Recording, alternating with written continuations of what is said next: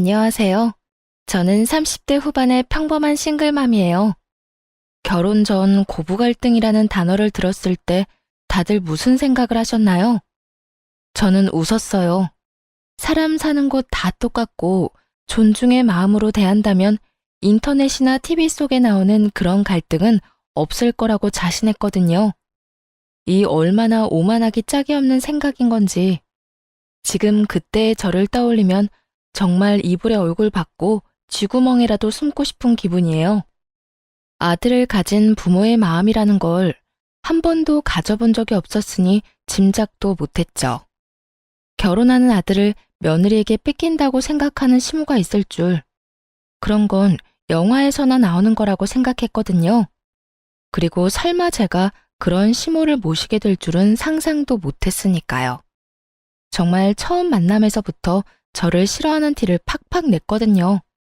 상식적인 인간으로서 만난 지 몇 초도 안 되는 사람에게 기분이 나쁠 일은 없을 거라고 생각해요. 그 전에 누군가가 그 사람에 대해 악담을 퍼붓는 게 아닌 이상, 그리고 제 남편이 그때 한창 저한테 푹 빠져 있었으니 그런 악담을 말하지도 않았을 거고요.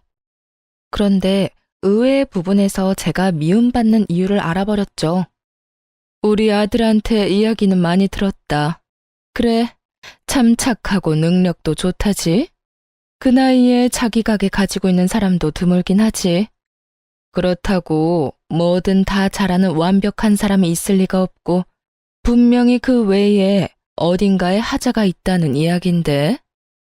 그 말은 악담이라기보다는 악의로 가득 차 있었어요. 남편이 제 장점만 말한 것이 시모의 마음을 화나게 만든 거라는 걸 그제야 알게 됐죠. 보통 아들이든 딸이든 자식이 데려올 사람이 괜찮다는 말을 들으면 호기심을 가질 수는 있다고 생각해요. 아니면 능력이 좋은 사위나 며느리를 얻게 되어 좋은 생각을 할 수도 있고요. 그런데 시모는 그런 부분에서는 정말 상식을 초월했죠. 장점이 많으면 어딘가 하자가 있을 거라니. 그 말을 듣고 있던 저도 당황했어요. 엄마, 무슨 말을 그렇게 해? 정말 좋은 사람이야. 누가 뭐래니? 네가 좋다면 좋은 거겠지. 그런데 넌 너한테 좋다고 다른 사람한테도 좋을 거라고 착각하는 것 같네. 이 엄마는 걱정하는 거야. 이렇게 대단한 여자가 왜 우리 아들하고 만날까 하고. 뭐 숨기는 건 없니? 마치 제가 어떤 의도를 가지고 제 자식을 만난 것 같다는 말을 하더군요. 사실 숨기는 게 없는 건 아니었어요. 하지만 그것은 남자 문제라거나 뭐 그런 문제는 아니었어요. 그래도 이런 주제로 이야기가 흐르는 건 좀 별로라 시모의 말에 저도 얼른 대답을 했어요. 이 사람도 참 좋은 사람이에요. 장점도 많지만 무엇보다 저한테 잘해줘요. 서로가 잘 맞고 서로에게 잘해주면 그것만으로도 함께 가정을 꾸릴 수 있다고 생각해요. 의도라면 아마 좋은 사람을 만나 좋은 가정을 꾸리고 싶다는 의도겠죠. 그래, 지금 무슨 말인 듯 못하니. 그 좋은 감정이 언제까지 갈지는 모르겠지만 너희가 좋다면 결혼 허락은 해주마. 그렇지만 너 내가 혼자 사는 여자라고 무시는 하지 마라. 우리 아들 내가 얼마나 고생해서 키웠는지 너는 모를 거다. 그런 귀한 아들이야. 그러니 우리 아들 귀찮게 하는 일은 없길 바란다. 정말 딱딱한 사람이라고 생각했어요. 솔직히 이런 사람을 시모로 모셔야 하는 제 앞날도 그리 좋지만은 않을 거라는 걸 짐작은 했어요. 하지만 첫인상이 나쁘다고 그 뒤에도 안 좋은 건 아니잖아요. 사회생활을 해보니 오히려 그런 사람들과 더 잘 지내는 경향이 있었으니 오해가 있다면 풀고 서로 존중하면 좋은 고부관계를 만들 수 있을 거라고 착각했어요. 정말로요. 시모는 정말로 저와 남편의 결혼을 막지는 않았어요. 결혼은 수월하게 했죠. 어차피 시부는 일찍 돌아가셔서 없었기에 시모만 신경 쓰면 될 일이었어요. 그런데 결혼 후에 문제가 연달아 일어났어요. 시모가 저와의 사소한 대화나 행동으로 남편에게 거짓말을 하는 거예요. 어떤 식인지 들으면 정말 웃기지도 않을 거예요. 하루는 시모의 전화를 받았죠. 예, 너 네 남편 아침밥은 차려주니? 애가 왜 볼 때마다 저렇게 야위어가? 너 정말로 신경 쓰기는 하니? 네, 어머님. 아침밥 꼭 먹이고 있어요. 저도 아침에 밥 못 먹으면 안 되는 습관이 배어 있어서 둘이서 꼭 차려 먹고 있으니 너무 신경 쓰지 마세요. 제가 잘 알아서 할게요. 이런 대화를 나눈 적이 있거든요. 그런데 그날 저녁 시모가 남편한테 전화를 한 거예요. 전화를 끊고 나서 남편이 저한테 화를 내면서 그러더라고요. 당신 어머니한테 잘 좀 해줘. 이런 식으로 전화 오면 내가 뭐가 돼? 당신이 한 사소한 행동이 내 얼굴에 먹칠하는 거라고 부부니까. 당신 행동도 내 평판에 들어갈 수밖에 없는데 이런 식으로 생각 없이 굴면 어떡해? 갑자기 화내는 남편에게 저도 어안이 벙벙해서 되물었죠. 무슨 일인데? 나 오늘 어머님이랑 통화 잘했는데? 어머니 보고 우리 일에 신경 끄라고 한 게 잘한 거야? 어머니가 기분이 어떠셨겠어? 아들 장가 보내고 잘 지내고 있나 궁금해서 연락했는데 새파랗게 어린 며느리가 신경 끄라고 하면 기분이 좋겠냐고. 아니야. 내가 어머님께 신경 끄라는 말을 어떻게 해? 어머님이 당신 아침밥 먹이고 있는지 확인하셔서 잘하고 있다고 어머님 신경 안 쓰셔도 된다고 말했지. 그 말에 어디가 신경 끄라는 말이야. 정말로 그렇게 말했어? 제 말에 그제야 남편이 화를 누그러뜨리더군요. 당연하지. 나 통화 녹음 자동으로 되는 거 알지? 그거 들려줄까? 그걸 듣고 나서야 남편이 제게 미안하다며 사과하더군요. 그러면서 어머니가 연세가 많아서 잘못 들으실 때도 있으니 이해해달라고 하더군요. 그런데 저는 그게 잘못 들은 거라고 생각하지 않았어요. 그 이전에도 이런 일이 종종 있었거든요. 분명 인사를 했는데 인사를 안 했다고 남편에게 이르거나 밥상을 차릴 때 조심스럽게 차렸는데도 기분 나쁘게 탁탁 소리내면서 밥 차렸다고 말할 때도 있었어요. 정말 이렇게 사소하고 작은 것들을 치사하게 건드는 시모를 보며 저도 점점 인내가 사라지고 있었어요. 그런데 이 모든 일들은 그냥 장난 수준이었어요. 제대로 된 한 방이 그 뒤에 크게 터졌거든요. 바로 제가 아들을 낳고 난 뒤에 일어난 일이었어요. 2년 만에 생긴 아이여서 저도 정말 행복한 날이었거든요. 그런데 출산일에 시모가 올라와서는 슬쩍 그러더군요. 손주가 영 아빠를 안 닮았네. 남편은 기분이 좋아서였는지 시모의 그 말을 농담처럼 넘기더군요. 어머니, 애들은 크면서 바뀐다잖아요. 그래도 나 닮은 것도 있어요. 발이 나랑 똑같잖아. 그러면서 농담으로 넘기니 저도 그때는 웃을 수 있었어요. 그런데 그 뒤에 우리 아들을 볼 때마다 시모가 계속 그 말을 하는 거예요. 아무리 생각해도 얼굴이 네 얼굴이 아니야. 그렇다고 제 어미를 많이 닮은 것도 아닌 것 같은데. 크면서 얼굴이 바뀌어도 엄마나 아빠를 닮아야 하는데 전혀 그렇지를 않으니. 시모만 만나면 이런 소리를 듣는 거예요. 친정에 가면 저랑 많이 닮았다는 이야기를 많이 들었거든요. 이번에도 그냥 넘어가려는데 남편이 뭔가 이상한 표정으로 저를 보더군요. 그날 시모가 돌아가고 나서 남편이 저한테 눈치를 보며 말하더라고요. 우리 아들 친자검사 한번 해볼래? 그 말에 저는 순식간에 분노가 차오르는 것을 느꼈어요. 너 무슨 의도로 그런 말 하는 거야?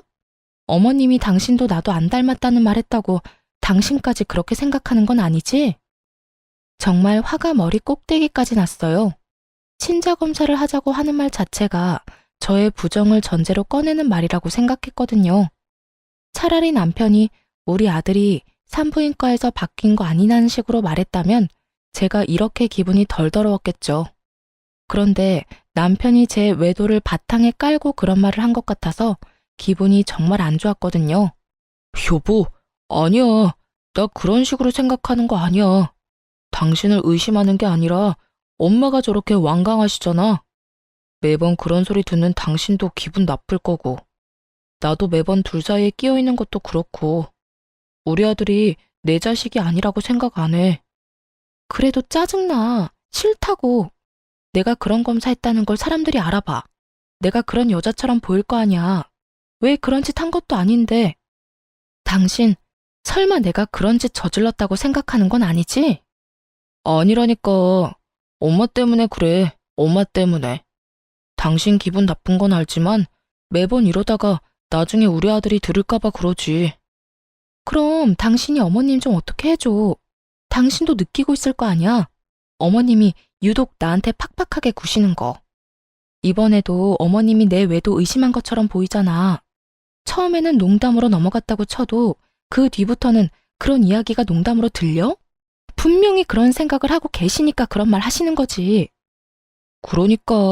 그러니까 해보자는 거야. 엄마가 착각하고 계시는 거니까. 우리가 해서 보여주면 믿을 수밖에 없잖아. 안 그래? 남편의 말은 정말 짜증이 났지만 그래도 검사는 진행할 수밖에 없었죠. 한번 정확하고 확실하게 보여주면 그 뒤부터는 저딴 말 입에도 꺼내지 않겠지 싶었거든요. 그날 하루 잠도 못 자고 꼬박 고민한 저는 시모와 남편을 데리고 유전자 검사하는 곳으로 향했어요.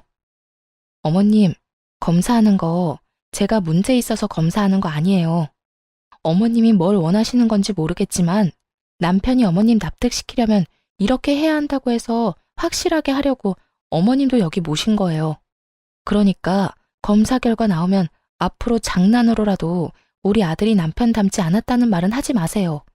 약속해 주실 수 있으세요? 당돌한 제 말에 시모가 알겠다고 깔끔하게 말하더군요.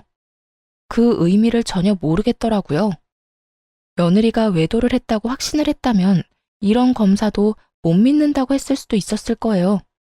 그런데 의외로 깔끔하게 수긍을 하니 의도가 뭔지 모르겠더라고요. 그렇게 검사를 했고 결과는 역시 친자일치였어요. 남편은 당연하다며 고개를 끄덕였고 시모는 갸우뚱하더군요. 아이 포함해 4명이 모여있는 집에서 시모가 아이를 빤히 보더니 검사 결과지를 한 번 더 보더군요. 그러고는 뭐라고 하는 줄 아세요? 그런데도 참 안 닮았단 말이지. 하긴 외탁을 했으면 못생겼을 수도 있지. 결혼식 때 보니 너희 처가 사람들 얼굴이 다 고만고만하니 멀끔한 사람이 없더라. 우리 집안 사람들이 그래도 얼굴은 하나같이 잘났는데 외탁을 하니 영 못쓰겠네. 이러더군요. 저희 집 사람들을 모조리 싸잡아 모욕하는 발언에 저는 너무 어이가 없어서 저도 좋은 말이 나오지는 않았어요. 어머님, 도대체 무슨 말씀하시는 거예요? 어떻게 그런 말씀을 하실 수가 있어요? 저희 가족들이 어떤데요? 어머님한테 그런 소리 들을 분들 아니거든요? 내가 틀린 말 했어? 맞는 말을 한 거 가지고 왜 이 난리야? 밖에 나가서 지나가는 사람들 붙잡고 물어봐라. 우리 아들만큼 잘생긴 애가 어딨냐? 그런 아들 피 반도 못 따라가는 하자 있는 결과물을 내놨으면 죄송하다고 사죄를 해도 못할 망정 네가 뭔데 화를 내? 새파랗게 어린 게 시어미한테 대드는 꼴이라고는. 이래서 잘난 년은 안 돼. 지 잘난 맛에 사니 어른 공경할 줄을 모르지. 지금 손주한테 결과물이라고 하셨어요? 그리고 제가 무슨 사죄를 해요? 상식을 초월한 발언에 저는 기절하기 직전이었어요. 그만큼 크게 흥분한 적이 처음이었거든요. 화가 너무 나면 말도 제대로 안 나오는 거 아시나요? 머릿속이 엉망이 되더군요. 그리고 너 친자검사 누가 하자고 했는지 아냐? 우리 아들이 하자고 했어. 아무리 봐도 자기랑 안 닮았다고. 내가 그런 소리 한 것도 있지만 그런 이야기 들었다고 마누라 의심할 정도면 너도 행실이 그다지 좋지 못했다는 뜻 아니겠냐? 그 말에 더 화가 났어요. 저한테는 아니라고 어머니를 설득하기 위해서라고 말해놓고 본인은 정작 저를 의심하고 있었다니. 소름이 쫙 돋더라고요. 그렇지만 그때는 남편보다 시모에게 더 화가 났어요. 어찌됐건 불을 지핀 건 시모였으니까요. 그리고 순간 그런 생각도 했어요. 여태껏 저를 괴롭히려고 거짓말을 그렇게 밥 먹듯 해댄 시모가 이번에도 거짓말을 한 게 아닐까 하고요. 저랑 남편 사이 이간질 하려고 그런 건지도 모른다는 생각이 들었거든요. 그건 저희 부부 문제예요. 그리고 어머님이 그런 말 안 하셨으면 이런 말도 안 되는 일이 벌어질 일도 없었죠. 저와 시모 사이에 고성이 오가자 애는 중간에서 울어버렸고 잠시 전화 통화하느라 밖에 나가 있던 남편이 깜짝 놀라 들어오더군요. 무슨 일이야? 어머님한테 여쭤봐. 자기 혹시 친자검사 당신이 해보자고 한 거였어? 어머님이 당신이 제안했다고 하던데 정말로 그런 거였어? 말은 내가 꺼낸 게 맞는데 엄마 설득하려고 그런 거지. 설마 내가 당신 의심해서 그랬겠어? 남편이 잠시의 고민도 없이 그리 말하더군요. 시모 눈치를 안 보는 걸 보니 그건 시모만의 생각이었던 것 같았어요. 그래? 그럼 됐어. 아, 어머님 이제 가신대. 앞으로 안 오실 것 같아. 나도 애도 마음에 안 드시는데 굳이 여기까지 오시라고 할 필요 없잖아. 내 아들이 여기 있는데 왜 내가 못 와? 우리 아들이랑 나 떼어놓을 거면? 아니요, 그럴 생각 없어요. 제가 아드님 보내드릴게요. 당신 앞으로 어머님 댁에 자주 다녀. 나는 어머님하고 말 섞기 싫어. 우리 아들이 나를 닮아서 외탁을 해서 못생겨서 보기 싫으시다네? 아, 하자 있는 결과물이라는 말도 하셨지? 내 자식이기도 하지만 당신 자식이기도 한데 제 말에 남편도 깜짝 놀랐는지 시모에게 소리를 지르더군요. 엄마, 진짜 그런 말 하셨어요? 대체 무슨 생각이에요? 친자 검사까지 해드렸잖아요. 근데도 이런 식으로 계속 분란 일으키실 거예요? 이 사람도 많이 양보해서 검사해줬으니 어머니도 이쯤에서 좀 그만하세요. 시모는 그런 남편을 본체만체 하고는 저를 흘겨보더니 기분 나쁘다는 듯 가방을 들고 밖으로 나가더군요. 시모를 쫓아나갔다가 다시 돌아온 남편이 저를 달래듯 그러더라고요. 어르신들 늙으면 애 되는 거 알잖아. 그러니까 너무 신경 쓰지 마. 노인이 유치하게 구는 건 이해하는데 너까지 유치해지진 말자. 이해하고 넘어갈 수 있잖아. 왜 그걸 못 참아? 내가 왜 참아야 하는데? 내 가족 욕하는 거 참고만 있으라고? 너는 어디 가서 네 자식한테 하자 있다고 하면 기분 좋겠어? 어떻게 저렇게 생각 없이 굴 수가 있냐고. 내가 마음에 안 들면 나한테만 그러라고. 왜 애꿎은 우리 가족이랑 애까지 건드리는 건데 세상에 부모 자식 건드리는 사람을 어떻게 용서를 해? 나는 절대 싫어.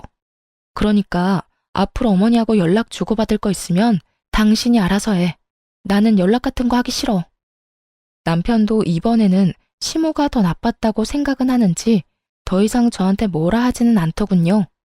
그리고 연락도 남편이 알아서 다 하고요. 명절 때도 남편이 저를 친정에 데려다주고 시댁을 갔어요. 궁시렁거리는 남편에게 손주도 마음에 안 들어 하시는 양반인데 가서 뭐 하냐고 이야기했더니 그 후로는 권유하지 않더라고요. 그렇게 저는 시모 연락처도 지워버렸어요. 정말 그 시간이 얼마나 평온한지 얼굴 안 보고 사는 게 진짜 정신 건강에 좋더라고요. 그렇게 계속 안 보고 살았다면 좋았을 거예요. 그건 정말 사고가 나는 것처럼 우연히 벌어졌어요. 그날 오랜만에 애기 데리고 외출한 날이었어요. 친정엄마가 오셔서 아기 옷을 사준다고 했거든요. 집안에 계속 있어서 몸도 굳었고 애기 콧바람도 넣어주려고 친정엄마와 백화점 나들이를 다녀오는 길이었어요. 첫 손주의 하나뿐인 손주이다 보니 친정엄마가 제 아들에게 주는 사랑은 한도 없는 신용카드와 같았어요. 뭐든 사주려는 엄마를 뜯어 말렸지만 아이 옷이며 신발 모자에 장난감까지 두 손 가득 종이봉투를 들고 집으로 왔어요. 집 근처 주차장에 차를 주차하고 짐을 꺼냈죠. 그렇게 차 앞을 지나 집으로 들어가려는데 그 앞에서 우연히도 시모와 마주친 거예요. 저와 시모 사이에 있었던 일은 친정엄마에게 말한 적 없었고 어머니나 아버지에게 알리고 싶은 마음도 없었어요. 부모님에게 그런 이야기를 하기에는 두 분에게 너무 죄송하기도 했고 아버지가 생각보다 크게 반응할 것 같아서 아무 말 안 한 거였죠. 그런데 이렇게 친정엄마와 같이 있을 때 마주쳐버리니 인사는 해야겠더라고요. 어머나, 안녕하세요, 사부인. 오랜만이에요. 혹시 애들 보러 오셨어요? 제가 애들을 너무 오래 데리고 있었네요. 저희 어머니가 사근사근 웃으며 시모에게 인사를 했어요. 아니에요. 잠깐 근처 왔다가 들른 것뿐이에요. 그런데 짐이 많네요. 시모는 시큰둥하게 어머니에게 대답하더군요. 저는 시모가 이렇게 시큰둥한 모습도 다행이라며 마음을 쓸어내렸어요. 저번에 싸우고 헤어지고는 처음 만나는 거라 시모가 저한테 욕이라도 했다면 친정엄마도 참지 않았을 테니까요. 아무래도 첫 손주다 보니 마음도 눈길도 많이 가네요. 그래서 애기용품 좀 샀어요. 물론 사부인께서도 신경 많이 쓰셨겠지만 저희에게도 워낙 귀한 손주다 보니 저도 모르게 손이 가더라고요. 어휴, 귀한 분 밖에 세워두면 안 되지. 딸, 얼른 들어가서 시어머니 모셔. 물건은 내가 내일 직접 갖다 줄 테니까. 너 이대로 애 업고 짐까지 들고 못 가. 내일 보자. 친정엄마는 저와 시모를 생각해서 자리를 빠르게 뜨려고 하더군요. 그거 아니더라도 솔직히 사돈끼리 있으면 어색하고 그렇잖아요. 그렇게 친정엄마가 들고 있던 짐을 들고 다시 차로 돌아가고는 손인사를 하고 집으로 갔어요. 저는 생글생글 웃는 낯을 집어치우고 시모에게 물었어요. 여긴 어쩐 일이세요? 너 보러 온 거 아니니까 신경 끄거라. 시모는 냉정하게 말하더니 큰 길로 나가더군요. 수상했어요. 여기에 올 일이 별로 없는데 굳이 저희 집 앞에서 마주쳤다는 것이 참을 수 없이 의심스러웠어요.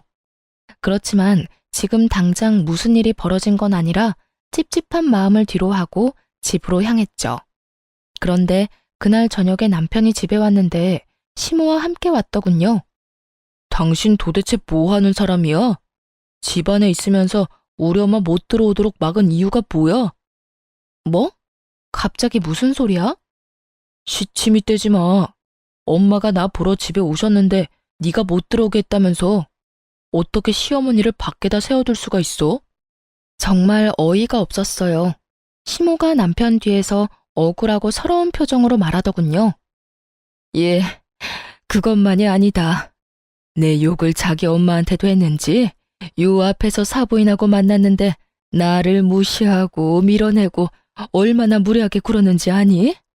내가 남편 없이 산다고 이런 취급을 받아야 하니? 내가 나가 죽어야지. 늙으면 콱 죽어야 돼. 오래 살면 험한 꼴 본다더니 며느리랑 사돈댁한테 이런 무시를 다 당하고 또 거짓말을 지어내더군요. 저는 새삼스럽지도 않았어요. 그래서 더 냉정해졌죠. 어머님, 거짓말하지 마세요. 저희 어머니도 저도 그런 적 없잖아요. 제가 밑에서 어머님 마주쳤을 때 여기 무슨 일이냐고 여쭸잖아요. 그때 어머님이 뭐라고 하셨어요? 너 보러 온 거 아니니 신경 끄라고 그렇게 말씀하셨잖아요. 그러고서 큰 길로 가는 것까지 보고 집에 들어왔는데 무슨 말씀하시는 거예요? 지금 뭐 하는 거야? 우리 엄마 거짓말쟁이로 몰아가는 거야? 너 이 정도로 인간 이하인 사람이었어? 우리 엄마 홀몸으로 나 키우느라 고생하신 분이야. 나한테 의지 많이 하셔서 당신이 화낼 수 있다고 생각해. 그래서 당신이 어머니랑 마주치지 않도록 노력하고 있잖아. 그런데 나 보러 온 어머니 내쫓은 것도 모자라서 당신네 식구들이랑 편먹고 밀치고 무시까지 해. 넌 뭐가 그렇게 잘났어? 너희 가족은 뭐가 그렇게 잘나서 남의 부모 무시해? 가만 보면 너뿐만이 아니라 너희 가족들은 아나무인의 무례한 사람들밖에 없네. 더럽게 비싼 척 굴기만 하고. 친정 사람들을 싸잡아 욕하는 남편놈을 보며 저는 순간 말이 안 나왔어요. 기가 막혀 남편을 쳐다보고 있노라니 그 뒤에 서 있던 시모 얼굴에 슬그머니 미소가 번지더군요. 이 사람이 또 제 뒤통수를 치려고 작정했나 보다 싶었어요. 제가 아무 말도 없으니 남편이 더 기세등등하게 입에서 더러운 말을 쏟아내더군요. 윗물이 맑아야 아랫물이 맑은 법이야. 당신 어머니가 예의를 모르고 사돈 보기를 우습게 보니 당신도 우리 엄마한테 그렇게 싸가지 없게 굴었겠지. 친정엄마를 모욕하는 남편 말에 저도 더 이상 참지 못했어요. 당신이 나한테 그런 말 할 자격이나 있어? 그리고 이런 말 한 거 책임질 수는 있어? 책임? 책임은 네가 져야지. 우리 엄마 이렇게 만든 거 다 네 탓이잖아. 그래? 그럼 진짜로 누가 잘못인지 알아보자. 두 사람 다 어디 가지 말고 거기 앉아서 기다리세요. 저는 친정 어머니에게 연락해서 오늘자로 찍힌 블랙박스 영상 보내달라고 했어요. 그러자 시모 얼굴이 새파랗게 질리더군요. 차에 다 찍혔을 거라고는 생각도 못했던 것 같더라고요. 그리고 어머니에게서 온 블랙박스 영상을 남편에게 보여줬어요. 차 앞에서 띠꺼운 표정의 시모와 생글생글 웃는 낯의 친정엄마가 동시에 비춰지자 남편이 계속 영상을 돌려만 보더군요. 무슨 말을 해야 할지 찾고 있는 것처럼 보였어요. 싸질러 놓은 말들은 더 이상 담을 수 없는데 수습을 하려니 답이 안 나오는 듯 머리만 벅벅 긁더군요. 그렇게 꿀먹은 벙어리가 돼서 한참을 폰만 돌려보던 남편에게 제가 먼저 말을 걸었어요. 직접 보니까 어때? 당신이 어머님한테 들은 게 사실인 것 같아? 여기 어디에 밀치고 무시하는 장면이 있어? 이 장면 어디에 싸가지 없고 무례하고 사람 무시하는 사람이 있냐고. 그게 있으면 당신 어머님이겠지. 시종일관 웃는 낯으로 말하는 우리 엄마 앞에서 잔뜩 굳어서 기분 나쁜 표정 짓고 있는 건 당신 엄마니까. 시모도 증거 영상을 보고 거짓말이 들통난 터라 아무 말 못하고 있더니 결국 한 소리 듣고는 자리에서 일어나 밖으로 나가버리더군요. 당신이 뭔데 아무죄 없는 우리 엄마를 욕해? 너희 엄마 말이면 똥으로 매주를 쓴데도 믿겠지? 마누라가 얼마나 만만해 보이면 처갓집 식구들까지 아래로 보겠어. 불쌍한 우리 엄마 이용해서 자기한테 유리하게 말 지어내고. 근데 더 화가 나는 건 그 얄팍한 수에 넘어가서 나랑 우리 엄마 신나게 욕한 당신이야. 나는 당신 어머니처럼 입만 열면 거짓말하면서 옆 사람 힘들게 만드는 사람 부모로 모시면서 살고 싶지 않아. 에이, 별것도 아닌 일로 무슨 그런 말을 해. 내가 잘못했어. 다 잘못했으니까 이제 그만 화 풀어. 살다 보면 오해도 할 수 있고 말이 와전될 수도 있고 그렇지. 그런 거 하나하나 다 따지면서 어떻게 살아? 지금 상황에서 화를 어떻게 풀어? 당신 정말로 나랑 우리 엄마를 그런 식으로 보고 있었던 거 아니야? 그렇게 생각했으면 당신도 나랑 살지 마. 안 살면 되지. 나도 나 싫다는 사람이랑 살기 싫어. 그러니까 우리 그만 이혼해. 더 이상 당신이랑 당신 어머니 때문에 이렇게 비참하게 살고 싶지 않아. 내 말은 못 믿고 어머니 말만 믿는 남편놈도 내가 마음에 안 든다고 매번 거짓말로 나를 나쁜 년으로 만들려는 시모도 둘 다 못 믿어. 상황을 한없이 가볍게 여기며 사과했으니 그냥 넘어가자는 남편놈을 보며 제 마음은 차갑게 식어가고 있었어요. 그리고 머릿속에는 이혼 생각이 굳게 자리 잡아가고 있었죠. 남편이 시모와 연을 끊고 살겠다고 한다면 이혼은 잠시 미뤄둘 생각도 있었어요.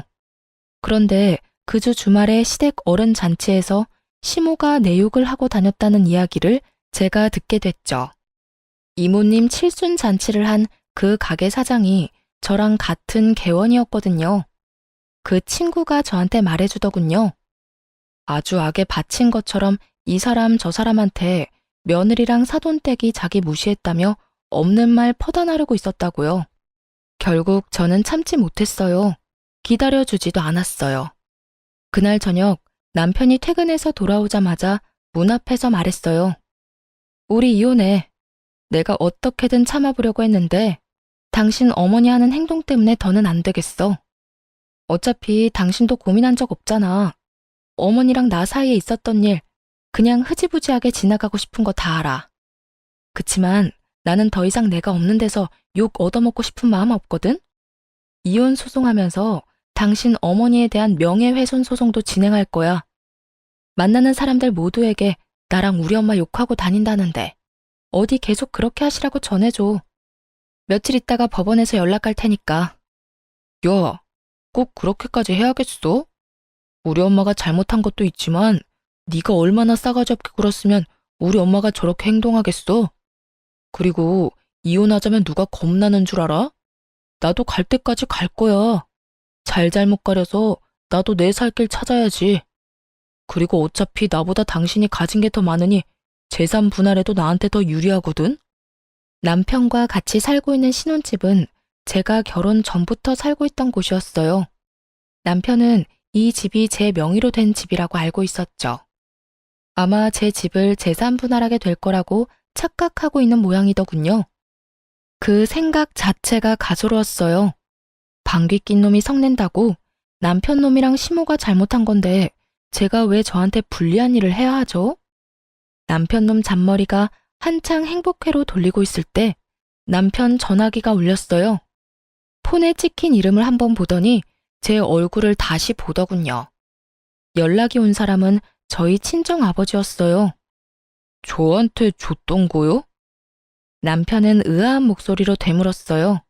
하긴 받은 적이 없다고 생각했으니 뭘 가지고 있는지도 모르겠죠. 자네가 살고 있는 그 집, 그거 내 집이야. 내가 우리 딸 살도록 해준 집이라고. 그런 집에 너 같은 놈을 몇 년이나 품고 있었다니 에라이 천하의 몹쓸 놈 같으니. 내가 사람 하나는 잘 봤지. 그때 안 준 게 신의 한 수다 이놈아.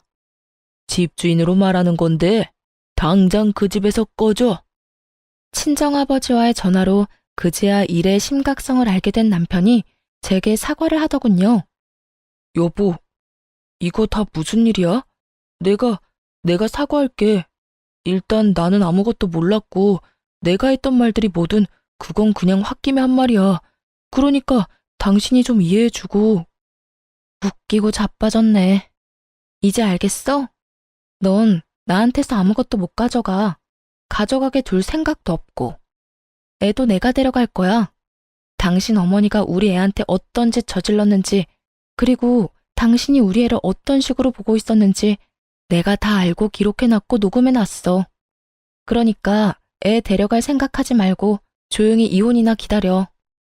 남편 놈은 제 말도 무시하고 그 다음날 바로 친정아버지를 찾아갔더군요. 용서를 빌면 아버지가 이해해 줄 거라고 생각했나 봐요. 그런데 아버지는 남편을 용서해 줄 생각이 전혀 없었어요. 여기가 어디라고 기어들어와? 당장 안 나가? 왜? 그 집이 내 집이라니까 이제 와서 아까워? 아니면 재산 분할 안 될 거 아니까 이혼하기 싫어졌어? 그런데 어쩌냐?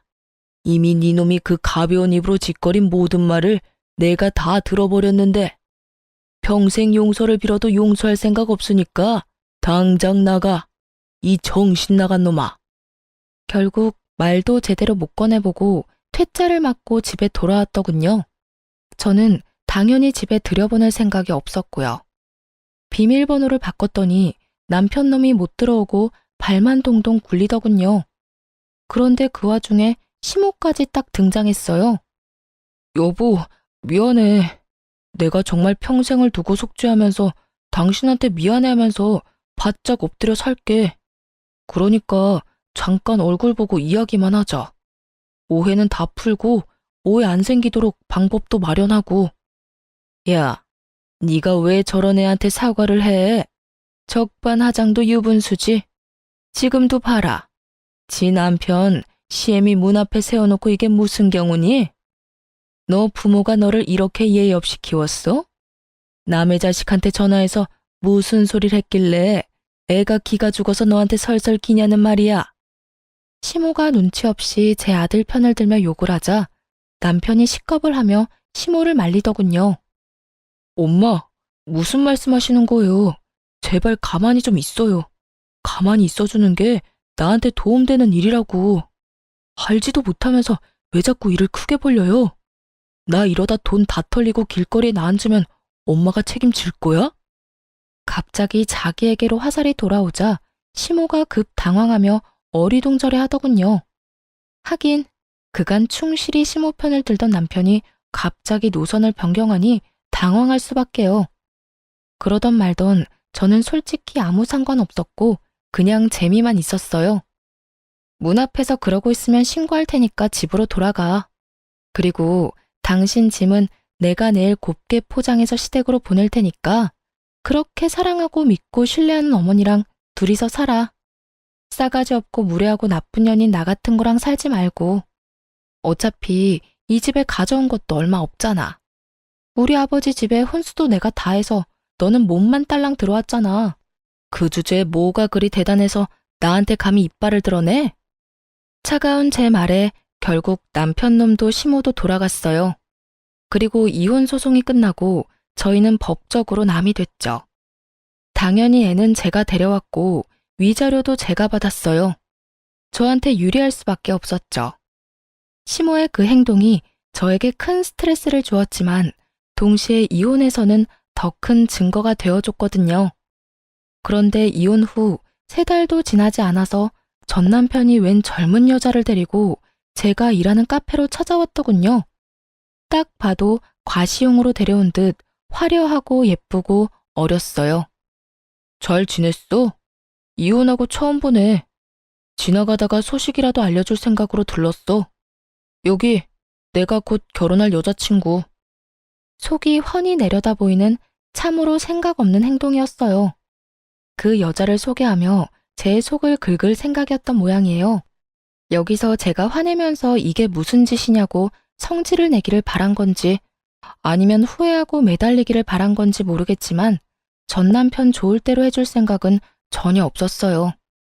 그리고 남자친구가 전철을 만나러 간다는데 쫄래쫄래 따라온 여자도 남편처럼 생각 없어 보였어요. 생각 없는 건 여전하네. 여기가 여자친구 데리고 올 곳이긴 해. 무슨 생각인지 훤히 보여서 좀 우습긴 한데 나는 당신 결혼? 당신 인생? 하나도 신경 안 써. 그것보다 해야 할 일이 너무 많아서 못해. 그러니까 가만히 있는 사람 신경 건드리지 말고 나 없는 데서 잘 지내. 내가 못 지내라고 고사 지내는 것도 아니고 그냥 인연 끊고 서로 얼굴 안 보고 살고 싶다는데 그거 하나도 못 들어줘? 그렇게 빈정대고 있는데 건물 관리인이 카페로 들어왔어요. 사장님, 2층에 빈 상가 어느 업체랑 계약하실지 결정은 하셨어요? 지금 연락해온 사람들 모두 안달이 났는지 어디로 할 거냐고 난리예요. 장사도 잘 되는 데다가 상권도 좋고 건물 관리도 잘 돼 있으니 다들 탐이 나긴 하겠죠. 너무 늦어지면 곤란하니까 오늘 중으로 결정했으면 싶은데 사장님 생각은 어떠세요?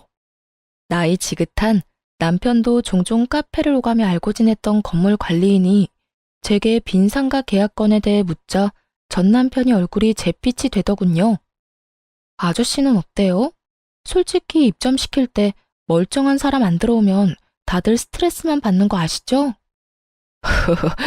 스트레스야 사장님이 받지 일개 관리인인 제가 받을 일이 있나요? 그래도 앓는 소리 한 거 치고는 건물 경영도 제대로 하시잖아요. 이 건물 받고도 이 정도로 잡음 없으면 건물주 할 능력은 되고도 남는 거죠. 관리인과 농담을 하며 이야기를 하는 내내 전 남편은 저와 관리인을 번갈아가며 이야기에 집중하더군요. 그리고 관리인이 나가자마자 저한테 물었어요. 당신이 왜 2층 상가 계약을 결정해? 그리고 건물을 받아? 왜긴 이 건물이 내 건물이니까 그렇지. 2층 상가 하나가 비었는데 거기 들어오려고 여러 업체에서 연락이 오는 바람에 요즘 좀 바쁘거든. 그래서 당신이 내 신경 건드리려고 하는 이런 짓들이 정말로 하찮고 짜증나. 시간도 없는데 이렇게 당신의 그 어이없는 놀이에 어울려주는 것도 시간 낭비라고 생각하니까. 제 말에 남편 눈이 확 커지더군요. 이게 당신 거라고? 이 건물이? 가게가 아니라? 그래, 이 건물 원래 아버지 거였거든. 그런데 나 이혼하면서 아버지가 나한테 줬어. 아버지가 나 결혼할 때 당신 모르게 나한테 요구한 게 있거든? 아버지 이름으로 된 건물 다 숨기라고. 당신이랑 결혼해서 애 낳고 5년이 지났는데도 우리가 잘 살고 있었으면 이 건물 주겠다고 하셨어. 근데 애가 5살이 되기 전에 우리는 이혼을 했지. 네가 개차반 같은 인간이고 우리가 이혼을 했으니 아버지가 아주 잘했다면서 이혼과 동시에 나한테 준 거야. 나는 이 건물 받으면 원래 당신이랑 공동명의로 하려고 했거든? 근데 그때 아버지 말 안 듣고 이 건물 받았으면 너한테 다 뺏겼을지도 모른다고 생각하니까 엄청 오싹하네. 잘 된 거지. 우리 아버지가 현명하시긴 하셔. 신기하지? 아버지는 당신 뭘 보고 이런 사람인 걸 예상했을까? 그때는 당신도 제정신처럼 보이긴 했는데 말이야. 아버지가 저에게 숨기라고 한 것은 아버지의 재력이었어요. 제가 나쁜 사람에게 이용당할까봐 걱정이었다고 하셨거든요. 작정하고 속이려고 드는 놈들은 못 이기니 처음부터 네가 먼저 상대방을 속이라고 말이죠. 그러니 처음부터 그 건물은 제 것이 될 거였어요. 전 남편만 모르고 있었을 뿐이죠. 그리고 솔직하게 말하면 공동명의는 거짓말이었어요. 전 남편과 같이 할 생각도 없었고 아버지가 그걸 허락해 줄 뿐도 아니었죠. 이혼 전에도 남편 이름으로 하느니 외손주 이름으로 하는 게 더 낫다고 생각하시고 계셨더라고요. 그런데 제가 왜 그런 말을 했는지 아세요? 전 남편의 그 표정이 보고 싶었거든요. 아쉬워서 죽을 것 같은 표정. 손에 다 들어올 뻔했던 행운이 송두리째 사라지는 표정. 그 표정을 보고 싶어서 거짓말을 했어요. 젊은 여자 데리고 와서 저를 흔들려고 한 놈에게 이 정도 거짓말은 별거 아닌 거죠. 제 작전이 잘 먹힌 건지 전 남편은 환장하겠다는 표정을 그대로 지어 보인 채 죽을 상을 하고는 그대로 가게에서 나갔어요. 그것도 데려온 여자친구도 내버려 두고 말이죠. 정말로 만에 하나 전 남편이 저와 아들에게 정말 잘하고 친정에도 살뜰하게 잘해줬다면 아마 저는 이 건물을 공동명의로 하자고 아빠한테 말했을지도 몰라요. 제 가족을 자기 가족처럼 여기는 사람이라면 당연히 믿을 수 있었을 테니까요. 하지만 슬프게도 전 남편은 그런 사람이 아니었어요. 그리고 그 시모는 더더욱 도움되는 사람도 아니었죠. 그렇게 헤어지고 떠난 전 남편에게서는 안 좋은 소식만 내내 들려오더군요. 단골 손님 중에 남편과 같은 직장에 다니는 사람이 있었거든요. 순서로 치자면 남편이 그 손님을 저희 가게에 데려와서 저희 가게 단골이 된 사람이었죠. 솔직히 전 남편과 이혼할 때 단골을 잃을까봐 걱정을 많이 했어요. 남편이 데리고 온 손님들도 제법 있었으니까요. 그런데 그 사람들도 저희의 이혼에 남편과 시모의 잘못이 많다는 걸 어렴풋이 알고는 있더라고요. 그러니 아무 거리낌 없이 가게에 올 수 있는 거고요. 그 손님이 전 남편 재혼하는 결혼식에 갔었다고 하더라고요. 언니, 그 결혼식을 언니가 봤으면 배꼽 빠지게 웃었을걸? 내가 언니였으면 거기서 진짜 배꼽 잡고 웃어줬을 건데. 그러지 못해서 아쉬울 정도로 재밌었어. 결혼식이 다 거기서 거기지. 웃길 게 뭐가 있어? 언니가 못 봐서 그래. 세상에 재혼할 여자한테 눈길도 안 주고 뭐가 그렇게 화가 나는지 얼굴은 잔뜩 화가 나서 씩씩대는데 이럴 거면 왜 결혼하냐고 사람들이 다 수군댔다니까. 왜 그랬나 싶었는데 결혼식 날짜가 전 남편이 재혼할 여자 데리고 온 바로 다음 날이었더라고요. 하긴 결혼식 전날에 소나기에 들어올 뻔한 건물이 다 날아갔다는 말을 들었으니 결혼할 맛이 안 날 수밖에요. 게다가 딱 봐도 사랑해서 결혼하는 거라기보다는 저 열받으라고 하는 결혼 같았거든요. 정말 그 여자를 사랑했다면 전처 일하는 곳엔 데려오지도 않았을 테고 결혼식도 그렇게 빨리 하지는 못했을 테니까요. 사람들 눈과 소문으로부터 사랑하는 여자를 지키려면 결혼식도 연애도 신중하게 해야 했을 텐데 그런 게 아닌 거 보면 정말 홧김에한 결혼이라는 말밖에 안 되잖아요. 그런데 이야기를 들으면 들을수록 이혼하길 잘했다는 생각이 들더군요. 요즘 그 집안 돌아가는 상황이 영 심상치 않다고 했어요. 전 남편은 자기한테 왔어야 할 재산이 시모 때문에 모조리 날아갔다며 시모 탓만 하며 모질게 굴고 있다고 하더군요. 물론 시모가 가장 많이 잘못하긴 했지만 자기 잘못도 충분히 있는데 그렇게 싸고 돌던 시모를 탓하는 걸 보니 제가 뿌린 씨앗이 남편에게 큰 스트레스를 준 게 분명해 보였죠.